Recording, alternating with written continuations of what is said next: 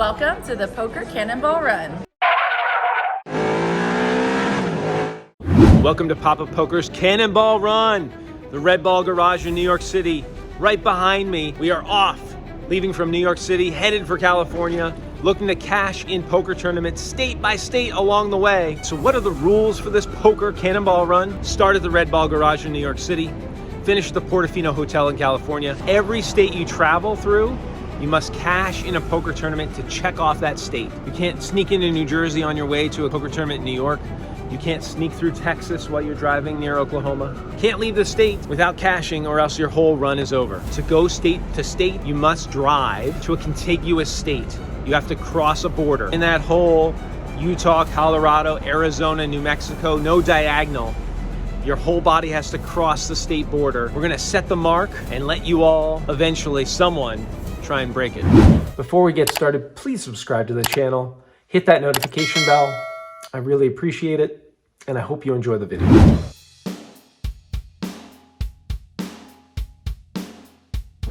So what do you think of these Cannonball Run rules? Reasonable? State by state makes sense? Let me know in the comments. I got into my Airbnb last night in Verona, New York at 6 a.m. The Airbnb was messaging me, "Where are you?" Got into New York late, couldn't make the drive all the way to Verona, needed to take a pit stop at the rest area. Made sure we did everything safe, got in at 6, slept all day. It's now approaching 4 p.m. This tournament started at 11. Turning Stone, big October weekend, multi-day tournament, flight 1B, $460 to enter, 30,000 starting stack, 40-minute levels. We are cashed up, just got back from the ATM, grabbed a little bit of Dunkin' Donuts, heat it all up and go play a Turning Stone, and let's see if we can make it to the dinner break.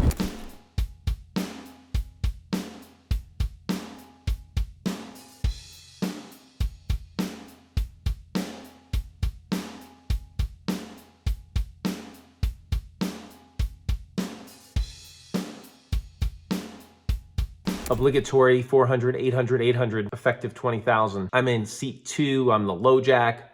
Middle position to my right, seat 1 raises to 1,600. He's got like 20,000 in chips.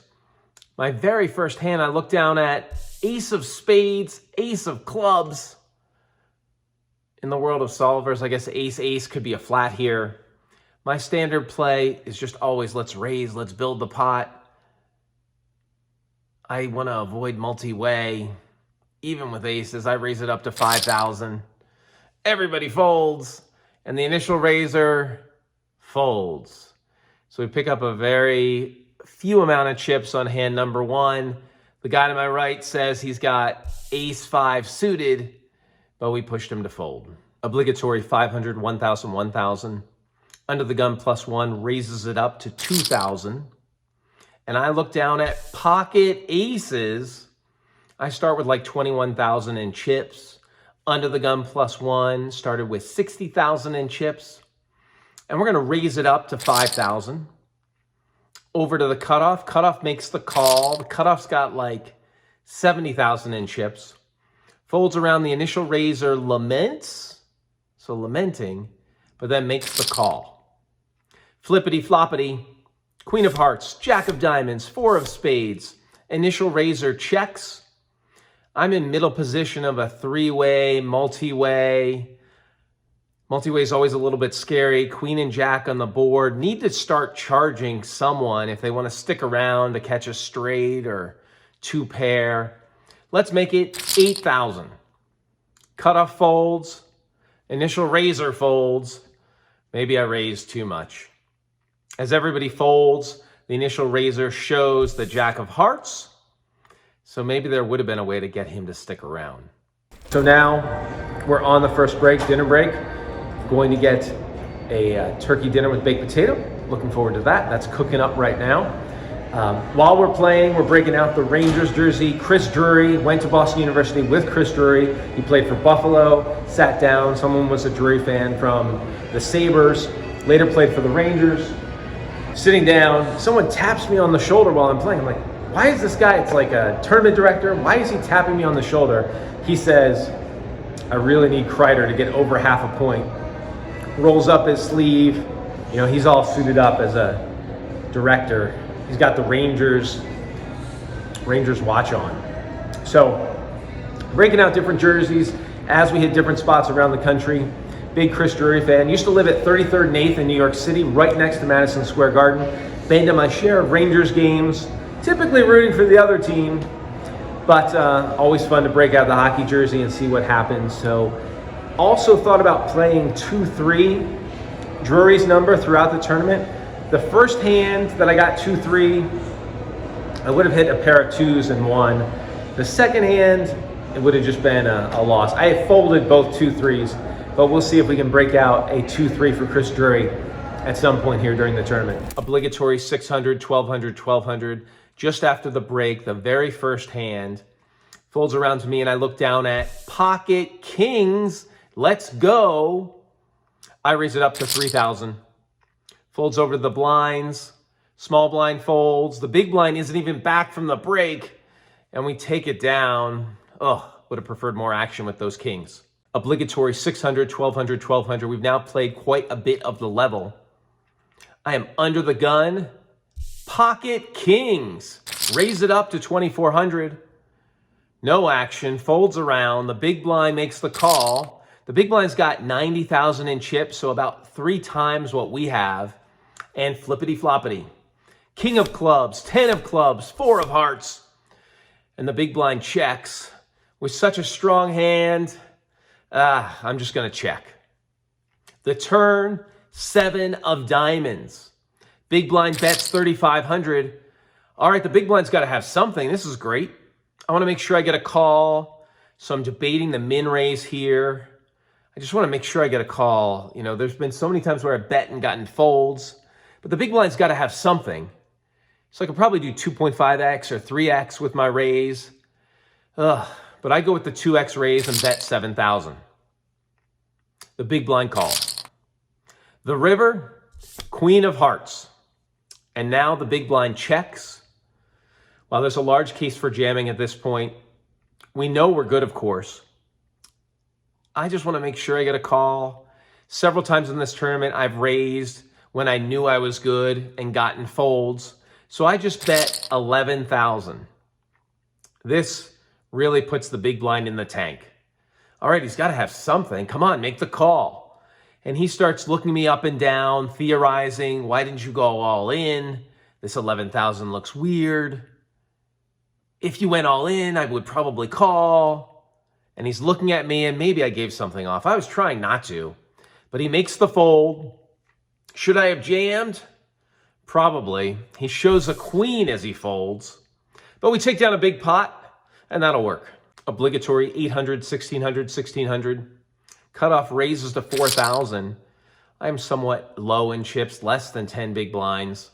Look down at King 10 suited. All right. King 10 suited looks pretty good at this point. However, I have 0 fold equity, so I have to expect to get called if I go all in here. But this seems like the right time, right? King 10 suited. This really looks like a good, strong hand. We go all in. Folds back around to the initial raiser. Initial raiser has like 100,000 in chips. Easy call, and the cutoff flips over. 6 of hearts, 6 of clubs. So it's somewhat of a race. Flippity floppity, 2, 4, 3. That is no help. The turn, 6 of spades. That's really bad. And the river, the 2 of hearts. And we are knocked out and off to the cage to rebuy. Obligatory 1,500, 2,500, 2,500. This is rough after the rebuy. We're always low on chips. We really need to double up. I am under the gun with pocket 7s. We only have like 7 big blinds left. So pocket 7's clearly good enough to go all in. We shove. The button calls my all in. He had plenty of chips to call. The blinds fold. We flip the cards over. My 7's up against king of spades, queen of hearts. That's not too bad. We're ahead. All right, flippity floppity. Let's do the double up. 10, 6, 3. That's great. The turn, 2 of hearts. Still looking good. And the river, king of diamonds. Oh, that's a wrap. No more rebuys. we're going home. All right, this was rough. I didn't get the job done today. 2 bullets, 0 for 2. The early session, really, I had aces and kings. Now, we did start late. You know, everyone at the table had big stacks by the time I showed up. Just never able to spin it up. Bought back in very late, didn't double up, and really struggled. So whoever made up the rules for this game, and just going 0 for 2 in one day, and I'm like, oh, am I gonna be stuck in New York forever? I've never gone flag hunting before. I need to get some advice from some flag hunters to see if, well, we'll just see how this goes. Now, the beauty of New York always was, you can start over. If I mess up Saturday, if I mess up Sunday, I can just go back to Red Ball Garage and start this whole contest over again. I did have an amazing dinner. That was a plus. I got the free play here at Turning Stone. Video Poker turned this $10 of free play into $11 of cash. So we'll take that as a positive to end of the night. We're gonna go get some rest, and let's see if we can rock it tomorrow. And our hockey update, the Rangers lost to Utah. Utah, 6-5. Chris Kreider, no points, no goals, no assists. Not good for our floor. All right, now let's go back to the beginning, getting the car and setting off for New York City. The plane to Boston's leaving in seconds. I appreciate everyone's support all along the way, and we're gonna go hop on a plane and get to Boston and go find a car to drive across the country. The plane was delayed like an hour and a half. It's super late here in Boston. Everyone's in a bad mood. I think I may be the only person to sleep on this plane. We're off to get a rental car, gotta go get the vehicle. So I'm gonna get to like a bed at like 3:30 in the morning, need to be at the DMV at 7. So we're gonna have a bit of a late night today. First, we need to secure a vehicle. We have purchased a used car. It's a disaster car. Hopefully it'll make it on this trip. We need plates. It's gonna be a long trek. So instead of renting a car, probably I should have shipped my car from Vegas to New York, but this has all been a little bit spur of the moment. So able to buy a used car very last minute. I don't have a jacket yet, so we did the layering technique. I did go to school in Boston, so we remember layering. We got a t-shirt, another shirt, and this sweater. This is all we've got to keep warm. We can see our breath. Now it's because it's 7 a.m. that it's a little bit cold. But even last night at 2 a.m. it was cold. But I think the sun comes out, it'll start to warm up. But it's definitely New England fall. We got our plates in like 5 minutes, so we're on to the next thing. Now we got an easy pass so we can do tolls, rocking and rolling. And that is our first food stop, Chipotle. We're gonna get lots of Chipotle. That's Chipotle, Massachusetts stop. Excited to go get my 98 Toyota Camry. Oh yeah, whereabouts? At a dealership or? No, it's a private sale. We're driving right there to get it right now. Oh, is that what we're going? Okay, I thought we were going home. We got license plate, or license plates here in the bag. Oh, you got everything. To get out the screwdriver and 98, huh? Yeah. What used? It's at 26 years old. It's gonna hopefully drive me across the country. We'll see. Really? You're going to California? Yes, California in it, and it's only got 118,000 miles on it. Oh, so you can find a low mileage vehicle. Yeah, this lady is very elderly, decided not to drive anymore. Yeah. And I'm a big Toyota person. You know, they drive forever. My wife had Camrys. She had one from 97 that we got rid of a few years ago. Yep. She had an 01 we just got rid of about a year ago, and they were packed with miles. So this one, whatever had. Oh yeah, good cars. So hopefully it will drive me everywhere I need it to drive. Are you looking to have it for a number of years? I'm going to test it out on this drive and see. We'll see. Good. But like renting a car to drive across the U.S., and it's going to take me a while, maybe a month and a half, 2 months. It was just easier to sort of buy a car here on the East Coast. We'll drive to the West Coast. We'll test out this car along the way. and we'll see how it goes. We picked up our 1998 Toyota Camry LE 4-cylinder. This is the exact opposite of the speedy cars that are used to run the Cannonball Run, but I need a car on the East Coast. I was able to purchase this for a song. Hopefully we can sell it back on the West Coast for a similar amount. For the length of this drive, I couldn't rent a car. Maybe I should have shipped my car over here and then driven it. But what's done is done. I realized that maybe these Easy Pass transactions could work as like verification that we're driving. Pay by plate too.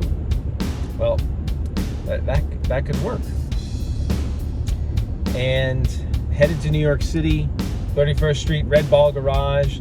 Gonna kick this off. We'll get into the rules of what you have to do to make this all work as we get on the fly. The big thing is that I got my neighbors over here shouting at me. We got a vehicle. We're headed to the Red Ball Garage. We're headed to a poker tournament at Turning Stone. It's all lined up. I am driving roads to New York City I have driven many times in my life. 90, 84, 684. I am a former hockey announcer, broadcasting for Princeton, and then also broadcasting for the MAC Hockey League, now the Atlantic Hockey League.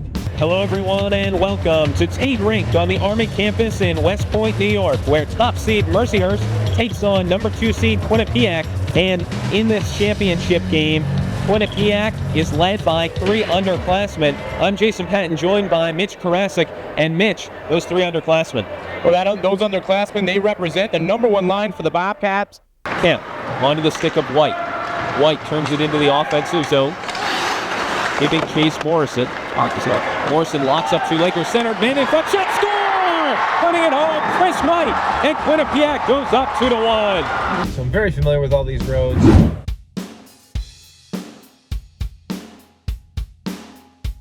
Dinner at Chick-fil-A before we go to Red Ball.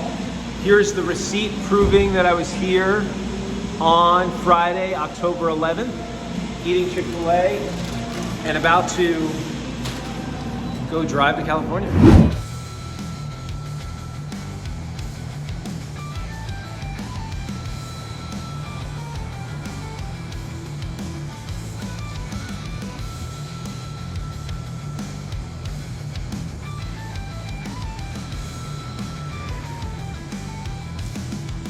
We're officially off. The time right now, the phone says 10:09. Sort of hard to see. There we go, 10:09. I officially left the garage at 10:07 on Friday, October 11th. All right, comment below. How many days do you think it's going to take me to get across the country? We already had our first hiccup. Type in the GPS, Turning Stone Casino, and it tried to take me across the water and into New Jersey. That is not allowed. Then I'd have to, well, first I'd just lose because I never cashed in New York. Then I'd also have to try and cash in New Jersey. Not efficient. So we are turning around. It's going to cost us at least maybe 30 extra minutes to stay in New York. Headed back to the FDR Drive, and then going to head north and avoid New Jersey as we get out of New York City. We are on 34th Street, headed east to the FDR Drive north.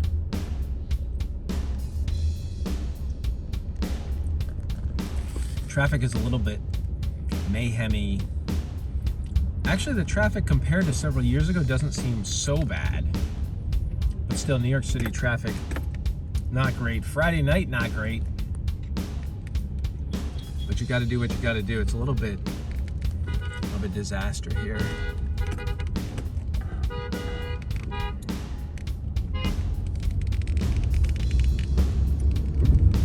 Typical New York City driving. I think New York is like the closest you get to driving in a crazy, everybody's got vehicles going everywhere, foreign country situation. New York City is a whole different level of driving. Every car for themselves. Older car always wins. We've got an older car. And here we go. We successfully made it to the east side, FDR Drive. Let's head north. And let's get out of New York City.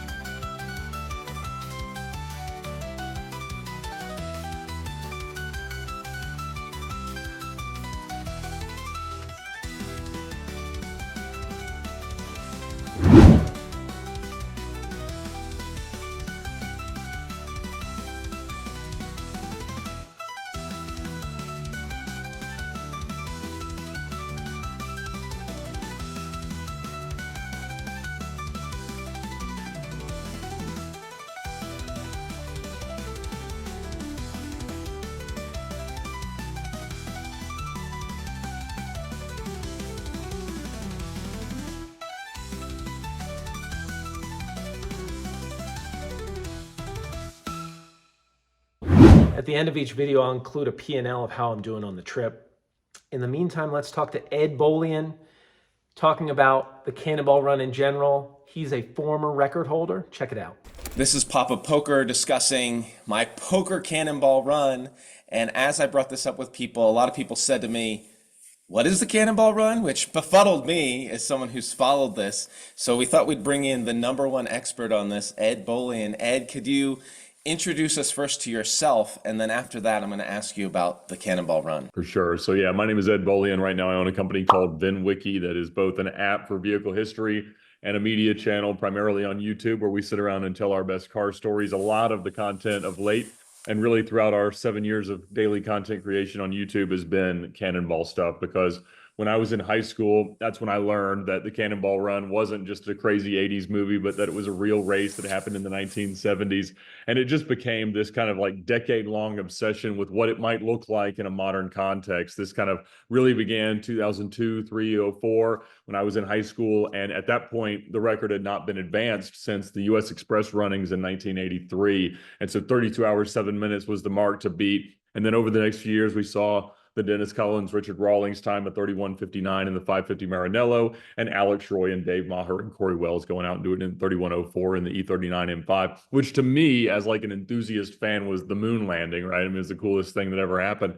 And so I was just, really, thought, man, one day if I could ever kind of climb that Mount Everest, for me, it would be the Super Bowl of whatever I mean when I say that I love cars, of just exhibiting all the enthusiasm and the problem solving and things like that. And so, yeah, just became obsessed with this idea of how fast can you really drive from New York to Los Angeles. And so I interviewed Brock Yates and everybody else that I could talk to about, what it would look like, how you'd prove it and all the other stuff like that. Because unfortunately, there just weren't modern races where people were going out and doing this, at least none that I could find.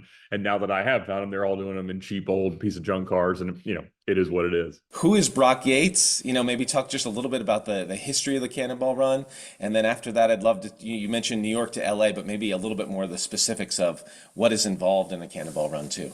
Yeah, for sure. So in 1971, Brock Yates and Steve Smith, who were both editors at Car and Driver magazine, decided that it would be really, really fun to see what the best drivers and the best cars could do driving all the way across the country. And so they met at the Red Ball parking garage in Manhattan on East 31st Street, which is where Car and Driver at the time was housing their test fleet.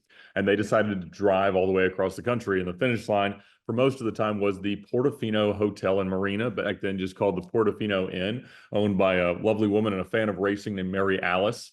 And they ran it competitively in 71, 72, 75, and 79. So for the first one, Brock Yates actually won it with Dan Gurney co-driving in a 1971 Ferrari Daytona, a phenomenal car, now owned by Bruce McCaw, as cool as anything could ever be, at least in my book. And so they ran it several times, and 79 was certainly like the craziest. In any of the cases, there was always probably a third of the field that was really taking it seriously and cared about how fast they went, and the 2/3 was just there for the party. And so it was very secretive initially, less so later on, but always a good time. And so the fastest time was 32:51 in 1979. And then, that was advanced in the US Express, which was like spun off by some cannonballers, slightly different starting at any points and things like that. But just a fun piece of history. At 32:51, if you think back to even the late 1970s, the early 1980s, is an incredible time. I mean, how fast do you have to be going to cross the US? Like, what's the normal time to cross the US? How fast are these guys going? What's happening here? Yeah, so even today, if you just plug it into Google Maps, it's about 42 hours. And, so to do it back then with a lot worse highway infrastructure, even 10 years now since I set the record back in 2013, it's now you can save off 10 miles by some highways that have been built and things like that. And so it's a very different world in which we live. And when Brock Yates wrote his book about it in 2001, it's just called Cannonball, and it's an amazing read for anybody who cares at all about the history. He mentions in the epilogue that he did not believe that the times could advance from what they saw in the 70s and 80s in a modern day run, because there were twice as many people living in the US, there's twice as many drivers on the road, there's twice as many cars, twice as many cops, and it just didn't make any sense, partially because back then the penalty of getting caught was a $30 ticket that nobody cared about or ever heard about. Today, if you get caught and you don't send the ticket clinic out there to fight it wherever you get that ticket, you're probably going to end up with a pretty meaningful impact on your driving record and potentially going to jail. And so the risks, he thought, grossly outweighed the reward. And he was a guy who had enjoyed the greatest benefit of Cannonball ever and still thought it wasn't always that worth it. And so, you know, when he kind of wrapped it up and started doing the movie in 1979, he was very much told by Car and Driver, you may not do this anymore if you want to maintain your employment. But he was also, you know, kind of just that biggest sigh of relief that they got away with it for so long that it was a good time to hang it up. It's so interesting. And of course, then how does the movie relate to this? I mean, a lot of people say, oh, you know, I've heard of the movie. How does the movie tie in to some of these cannonballs that have happened? So the movie was really already in production, and it was already, you know, contemplated of after Gumball Rally had released, and, you know, there was a lot of, Hollywood was trying to get Brock to do a movie. And so he ended up partnering with Hal Needham to make it, who was behind Smokey and the Bandit and, legendary stunt driver, Stunts Unlimited.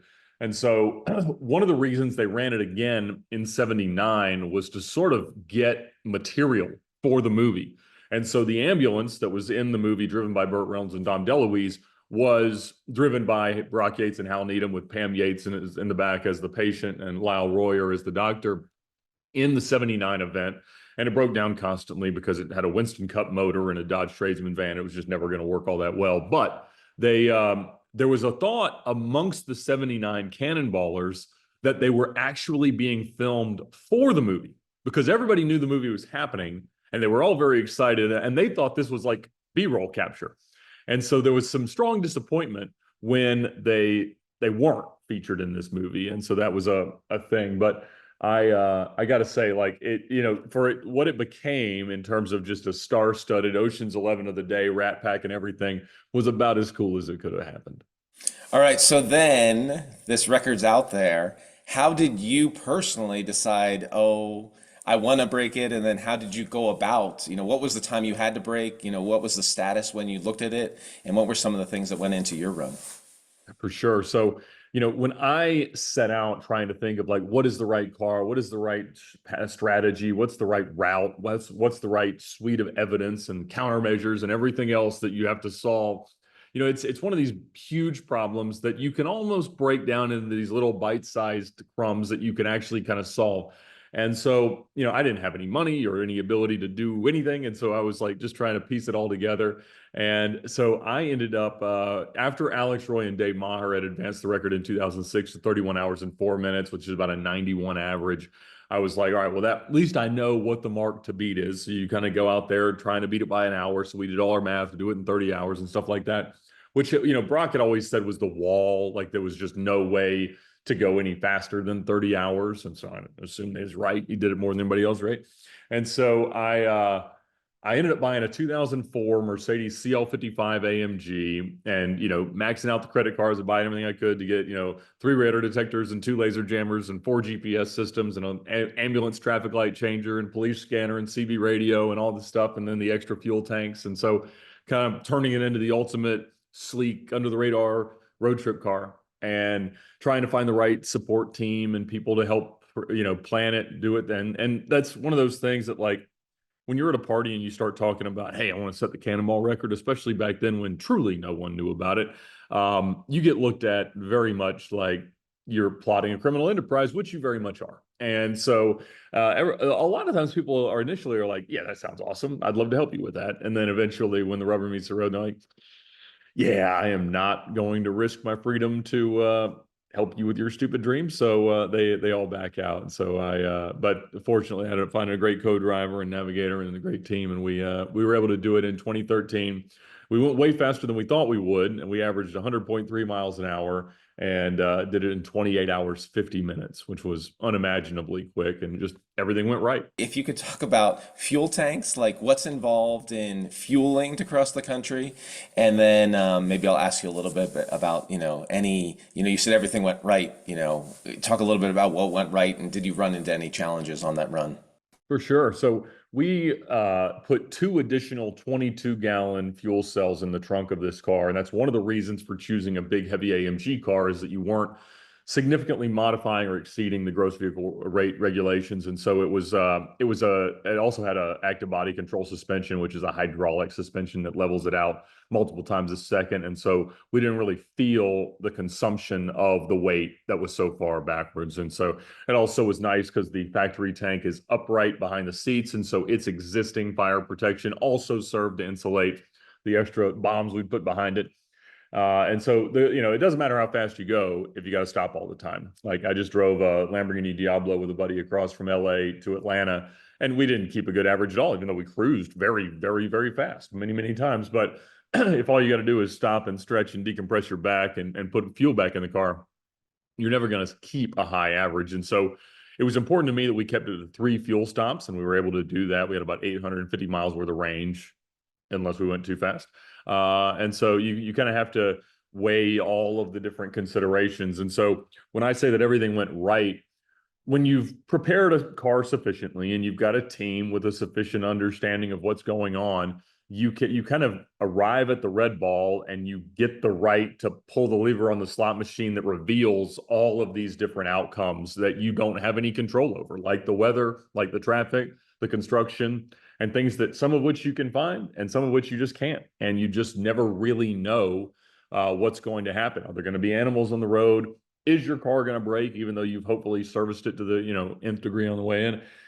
And for us, it was all sevens. Like it all went as well as it possibly could. We had a full moon. We had great weather. It was a time when gas prices were really high, and that was keeping people from recreational driving. It was fairly early in the days of speed regulation on tractor trailers. And so a lot of them hadn't figured out ways around it. So they were just going 72 miles an hour in the right lane and not passing each other, which is kind of the bane of existence for a long distance cross-country road trip.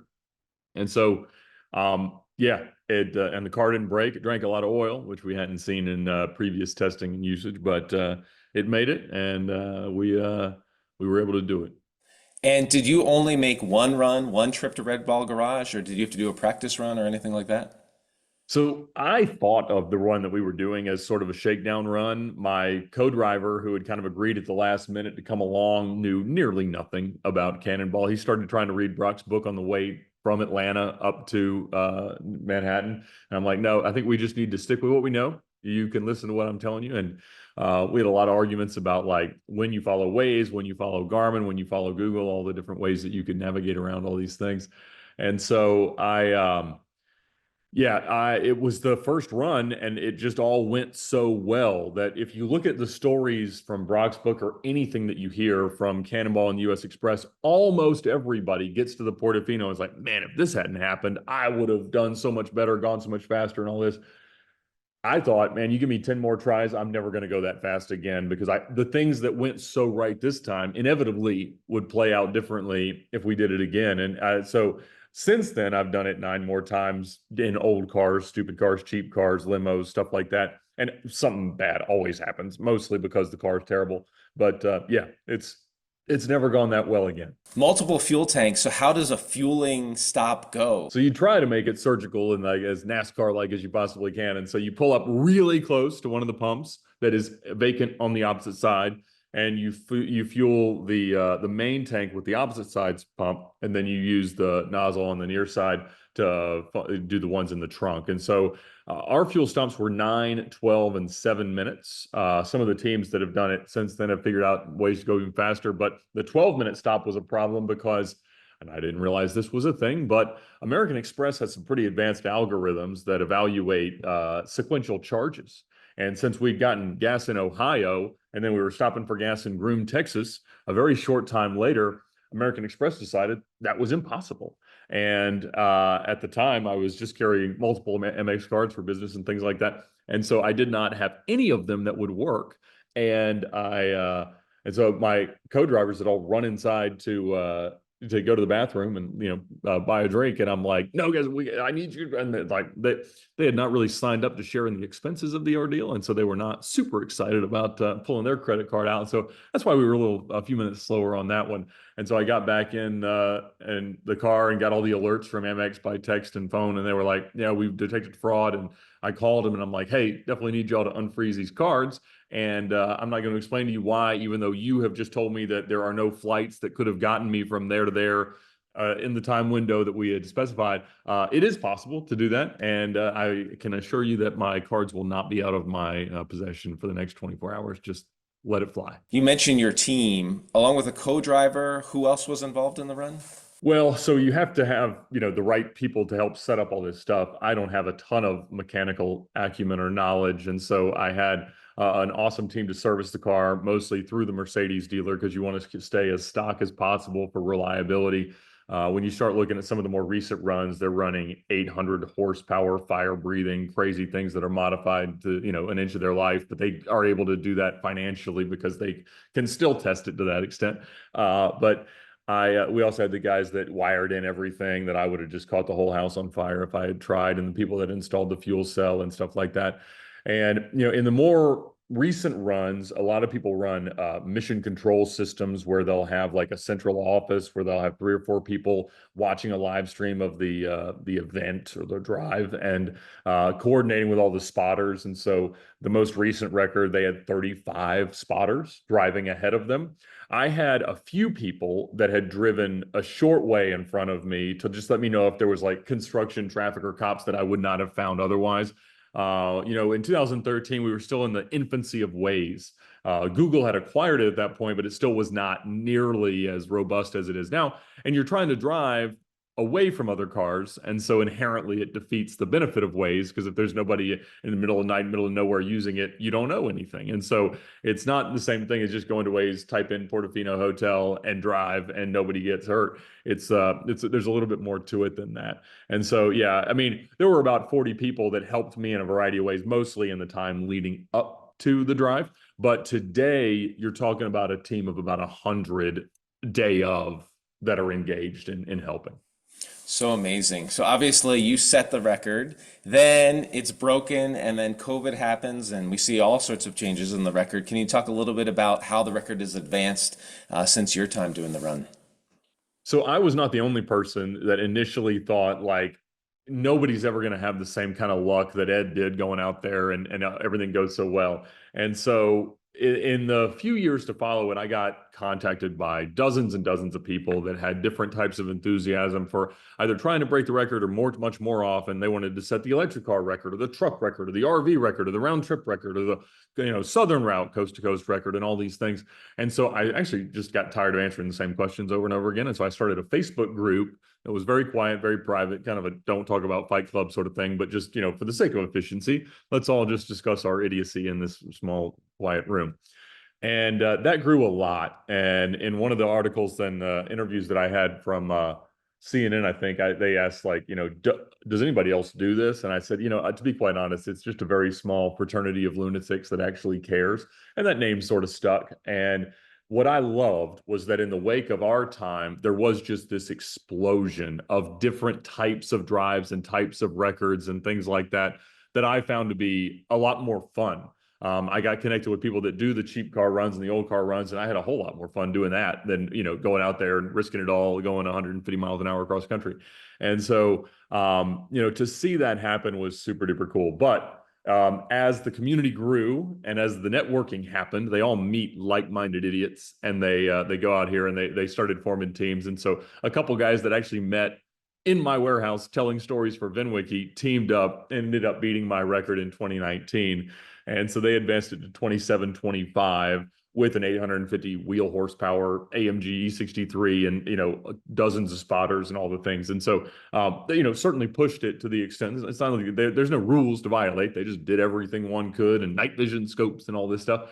And that was, a tough thing because, in that window of time, I had accumulated quite a social media following, much more for things like buying Lamborghinis from local prostitutes than for actually Cannonball stuff. We had to force Cannonball down the throats of our viewers for a long, long time before they started to really appreciate it. But, at that time, we had young kids, and I was just a period in my life where fortunately, I had kind of the soft landing of distraction in losing the record that I did very much care about. But grace of God sort of stuff. 6 months later, the whole world shuts down. And it turns out that if nobody's going to work and cops aren't allowed to pull people over, it's like a 4-hour advantage to racing across the country. And so these guys had come on my channel and talked about it, and people knew that they did it and stuff like that. And so I tried to do what I could to celebrate their achievement alongside them and be gracious and handoff and conciliatory. But then 6 months later, like, people in rented cars and at least, dad's borrowed Audi just were out there beating them like crazy because you just went, like, it wasn't that big of a deal. And so I think the record got beat like 6 times in 5 weeks or something like that. And their car had actually gotten destroyed when they were scouting for some guys doing a diesel record. They parked it on the side of the road to film them going by. And at that time, they were letting tractor trailers drive as long as they wanted. There were no rules. So this guy fell asleep, veers off the road, demolishes the E63. And so then they had to go out and buy and build 2 new cars because they built one Corvette. It wasn't fast enough. And they built an Audi S6 and it was kind of fast enough. And they'd set the record again. So 25:39 became the fastest time. And, certainly in a very different world. But again, there are no rules. And so it's one of those things that we've, as a community, we've kind of had to try to wrap our heads around, like, what is the record, what counts, what should be the mark to beat moving forward. And I try very hard not to be the governing body of illegal outlaw cross-country road racing, despite things like your introduction. And so, you can't win them all, but there's been the constant discussion of, like, is there an asterisk or anything like that? I don't know. It certainly is its island. Not wildly unlike when they didn't really test for steroids in professional baseball and there were different home run expectations. But I think, we did have a guy go out in a diesel BMW 535 earlier this year and do 27:16, which is the fastest time in a non-COVID circumstance, fastest time in not 2020. And, I felt like that was significant and laudable and worthwhile talking about. And, we want to tread carefully on feelings and, the ways that we describe these things. Well, I'd love to tell you a little bit about what I'm going to do, but before I do that, I know you mentioned a little at the beginning, but maybe you could talk a little bit about VINwiki and where people should find some interesting content on the internet. For sure. And I'm excited to hear about your drive. So we started an app called VINwiki where anybody can post information to a car by its VIN or by its license plate back in 2016. So this was 3 years after I'd set the Cannonball record. While I set the record, I was actually working at Lamborghini Atlanta. And my co-driver was one of my customers from there that I'd sold a couple of Lamborghinis to. And he was one of the developers that helped us set up the app. And the guy who navigated for us, Dan Wong, was the main iOS developer. And so I kind of had been in the habit of getting together with a bunch of entrepreneurially minded friends that had some level of car enthusiasm. And this was one of the ideas that came out of it. It was kind of based on my habits of documenting my own cars and making lists available of the cars that I'd owned. So people would Google the VINs, find me, and tell me where my old cars had ended up. And so the app was kind of a way to do that, to just connect yourself and your story to the car. And then, like all technology entrepreneurs, you think you're going to put this thing out there in the world and a butterfly is going to flap its wings in Kansas and everybody's going to download it and have it on their phone and tell all their friends. And that doesn't happen at all. You have to spend a ton of money that we did not have on marketing. And so sort of as a last ditch Hail Mary effort, I called a bunch of friends and got some pizza and beer and said, we have had some success getting friends of mine that were car YouTubers, which was not even really a job at that point, to come drive one of my cars, one of my heavily financed exotic cars that were always half broken down. And if they did that and would talk about VINwiki, we would get like 100 downloads of this app, which at the time was just, and so we did that. And I thought we'd just kind of like put these out there and be a good little marketing exercise. And then we'd kind of get back to the normal business. But the YouTube channel really, really took off and gained about 500,000 subscribers in the first year. And since then, we got 2 million subscribers and a couple billion views and a big following on Facebook and everything else. And so every day since June of 2017, we've released a long form car story of me or a guest telling one of their amazing automotive experiences. So about, 5% is Cannonball or so, which is all good fun. And so it's been nice to be able to immortalize so many of these stories that would have died with the grandkids if it hadn't been for more of an opportunity. And so it's been a tremendous blessing and an unexpected awesome thing to get to do with my time. And so today the app still exists. We got about 500,000 users in it. And we've got, but most of my time gets spent making videos. So exciting. And there was one part of your story up front that sort of resonated with me, which is everyone looking at you funny. As you mentioned, you want to do something when it comes to driving across the country. So I have never driven across the country before. Certainly always romanticized this driving from the Red Ball Garage to the Portofino Inn or Portofino Hotel. And maybe I could get the job done as a spotter, but I'm not a car enthusiast. I'm not going to be able to build a car. And that whole, you've got kids, and do you want to risk your life, at 100 miles an hour going across the country, or more than 100 miles an hour, all seem challenging. So I do play quite a bit of poker. And in the poker world, there is a group called flag hunters who travel around the world trying to cash in poker tournaments. So when you play a poker tournament, if you finish in the top 10%, that is considered cashing or sort of getting the job done and significantly doing well in that poker tournament. So these flag hunters travel from country to country and try to check off as many different foreign flags as they can. And again, my travel budget probably wasn't going to allow me to catch up with some of these people who dedicate 100% of their time. And so it's like, what could I do? And someone posted on the internet a challenge that they came up with for Europe, which is maybe you start somewhere in Central Europe and you try and cash as fast as possible from country to country and finish in London. And that is your sort of way of, doing a different type of flag hunting. And it triggered in my head my love of following stories on VINwiki and the Cannonball. And I was like, okay, so maybe if I combine this, you start at the Red Ball Garage. Whenever you enter a state, you have to cash a poker tournament in that state, and you're not allowed to leave the state until you have cashed. And so it sort of combines this flag hunting and the Cannonball. And so I have not really told anyone about it. So it's like I can set the record for sure because nobody else has even come up with a concept. So I have budgeted about 45 days to do this. I have figured that, at 10%, I am a better poker player than cashing 10% of the time, but call it 20% of the time I can cash in a poker tournament, and we can go from state to state and, vlog it and film different stories that we see along the way. So that is on the horizon for me, and definitely all my family thinks that this is nuts, but I've sort of found a 45-day window in my life where I can do this cross-country trip. I've purchased a very old car to sort of get the job done. So I'm going to drive a 1998 Toyota Camry that some little old lady didn't put a lot of miles on. And so it's the perhaps opposite of many of a Cannonball Run car. But that is on the horizon for me, and we'll keep you up to date on how it goes. That's amazing. When are you thinking you're going to go? So this is in October through November, hopefully finished by Thanksgiving, and we'll keep you up to date. That's incredible. There are tournaments in every state every week. In Utah, there's no poker tournaments. So it's sort of a big blocker as you look to go across the United States. In New York State, there's a couple casinos.